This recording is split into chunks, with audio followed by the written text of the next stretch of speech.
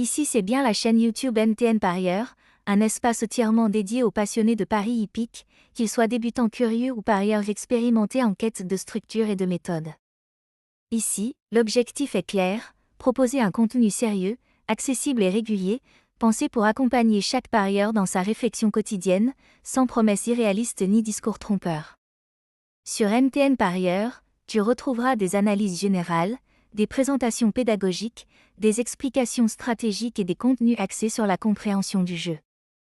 La chaîne met l'accent sur la discipline, la gestion, la lecture des courses et l'état d'esprit du parieur, des éléments souvent négligés mais pourtant essentiels sur le long terme. Chaque vidéo est conçue pour apporter de la valeur, encourager une approche raisonnée et aider à éviter les décisions impulsives. Au-delà des paris, NTN Parieur se veut aussi une communauté.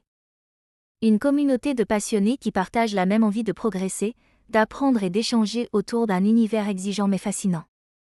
Le ton se veut clair, honnête et convivial, avec la volonté de rendre le contenu compréhensible sans jamais le simplifier à l'excès. Si tu recherches une chaîne qui privilégie la méthode, l'analyse et la régularité plutôt que le sensationnel, tu es au bon endroit.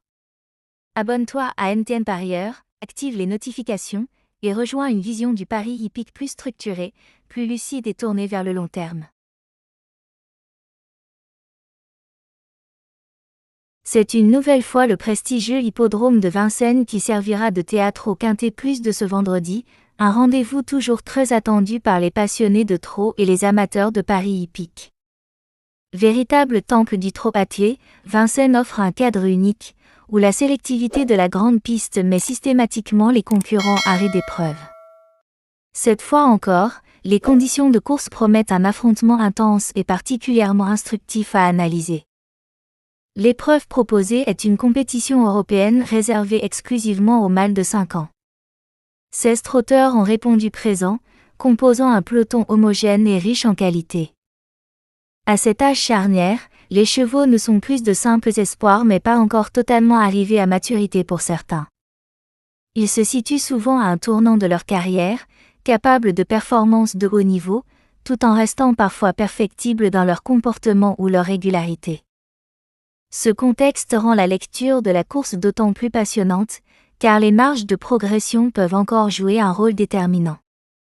Le parcours retenu, celui des 2850 mètres de la grande piste de Vincennes, est réputé pour être l'un des plus exigeants du programme parisien.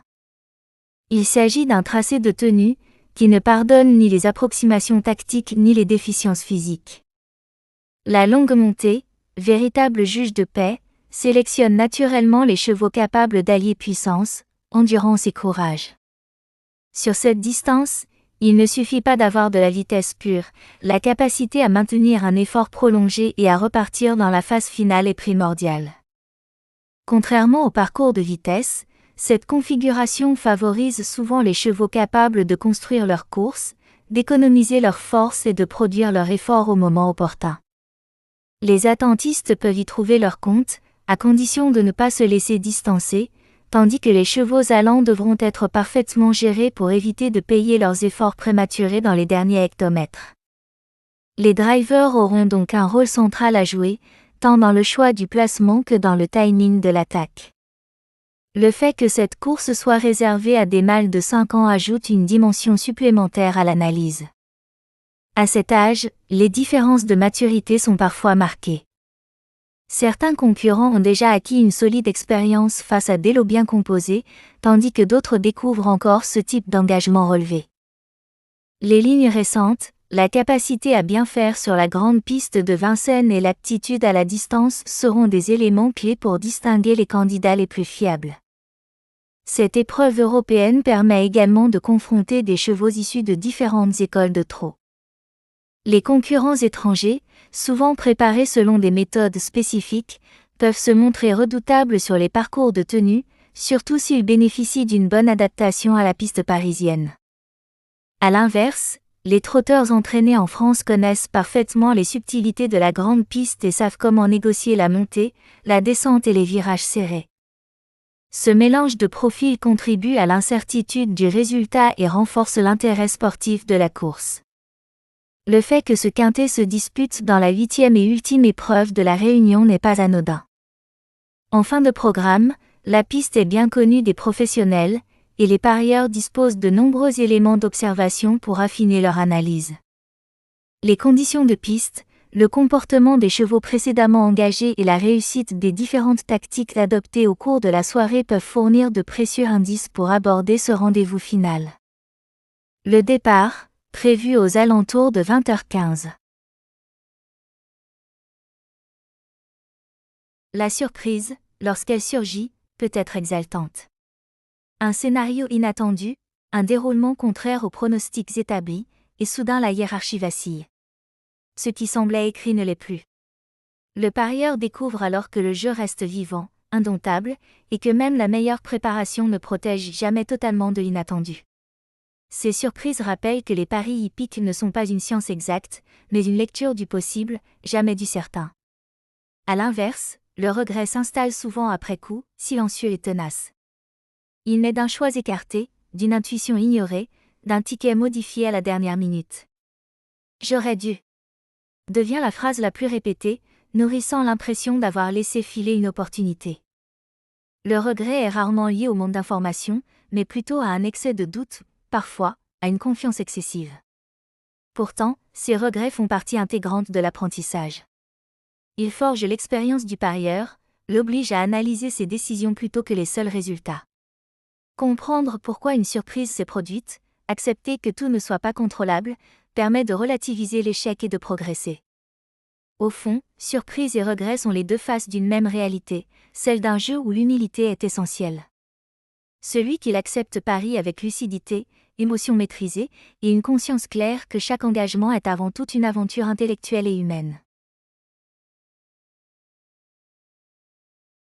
Notre sélection du jour, on peut citer le 13, le 12, le 15, le 14, le 4, le 2, le 5 et le 16. La notion de sélection PMU du jour occupe une place centrale dans l'univers des paris hippiques. Elle représente bien plus qu'une simple liste de choix, c'est le fruit d'un travail d'analyse quotidien, structuré et méthodique, visant à dégager les meilleures opportunités possibles dans un contexte toujours incertain. Pour le parieur, cette sélection sert de repère, de fil conducteur, dans un environnement où l'information est abondante et parfois contradictoire. Une sélection du jour repose avant tout sur l'étude approfondie de nombreux paramètres. La forme récente, la régularité, les conditions de course, les données techniques et les impressions générales sont croisées afin d'aboutir à une lecture cohérente. L'objectif n'est pas de prédire avec certitude, mais de réduire au maximum la part d'approximation.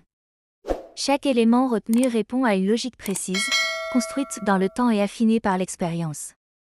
Cependant, il est essentiel de comprendre que la sélection PMU du jour n'est jamais une garantie de résultat. Elle traduit une probabilité, une orientation raisonnée, et non une vérité absolue. Le jeu conserve toujours sa part d'aléas, ce qui rend l'exercice aussi exigeant que passionnant. La valeur d'une sélection se mesure donc autant à sa cohérence qu'à sa capacité à rester stable face aux imprévus. Pour le parieur averti, suivre une sélection du jour permet avant tout de gagner en discipline. Elle aide à éviter les choix impulsifs, à structurer les mises et à conserver une approche rationnelle. Elle devient ainsi un outil stratégique, au service d'une gestion maîtrisée et d'une vision à long terme. En définitive, la sélection PMU du jour incarne un équilibre subtil entre analyse, expérience et humilité. Elle guide sans enfermer, oriente sans promettre, et rappelle que dans les paris hippiques, la méthode reste toujours la meilleure alliée du parieur. Face à certaines situations, l'anticipation est primordiale. Une bonne gestion, en cas de non-partant, consiste à prévoir des solutions de remplacement crédibles, sélectionnées selon des critères identiques à ceux initialement retenus. L'objectif est de conserver une logique de jeu stable, sans céder à la précipitation ni à l'émotion. Cette capacité d'adaptation distingue souvent le parieur organisé de celui qui agit dans l'urgence. Il est également important de comprendre les règles propres au pari, notamment les mécanismes de remplacement automatique ou de remboursement, afin d'éviter toute confusion. Maîtriser ces aspects permet de rester serein et de maintenir une vision claire, même lorsque l'imprévu s'invite. Accepter cette réalité, s'y préparer et l'intégrer dans sa stratégie globale permet de transformer un aléa potentiel en simple ajustement, sans remettre en cause l'équilibre ni la discipline du parieur. Dans le langage des paris hippiques, la notion de « les délaissés » désigne ces concurrents largement ignorés par la majorité des parieurs. Peu joués, peu médiatisés, souvent affichés à des cotes élevées, ils évoluent dans l'ombre des favoris et des bases évidentes. Pourtant, leur statut discret ne signifie pas absence totale de chance, mais plutôt un manque de confiance collective à un instant donné. Les délaissés naissent généralement d'un faisceau de signaux négatifs apparents, résultats récents en demi-teinte, manque de régularité, numéros peu avantageux ou contexte jugé défavorable. À la lecture rapide, ils semblent secondaires, voire inutiles à considérer. C'est précisément cette lecture superficielle qui les relègue au second plan et alimente leur désaffection auprès du public. Cependant, l'histoire des paris hippiques montre que les délaissés peuvent devenir de véritables trouble-fêtes.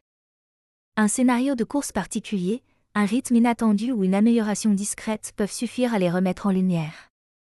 Leur force réside souvent dans le fait qu'ils courent sans pression, libérés des attentes excessives, ce qui peut jouer en leur faveur lorsque les circonstances s'y prêtent. Pour le parieur méthodique, les délaissés représentent avant tout un terrain d'analyse. Il ne s'agit pas de les jouer systématiquement, mais de comprendre pourquoi ils sont écartés et d'évaluer si cette mise à l'écart est réellement justifiée. Lorsqu'un délaissé possède des arguments cachés ou sous-estimés, il peut offrir une valeur intéressante dans une stratégie équilibrée.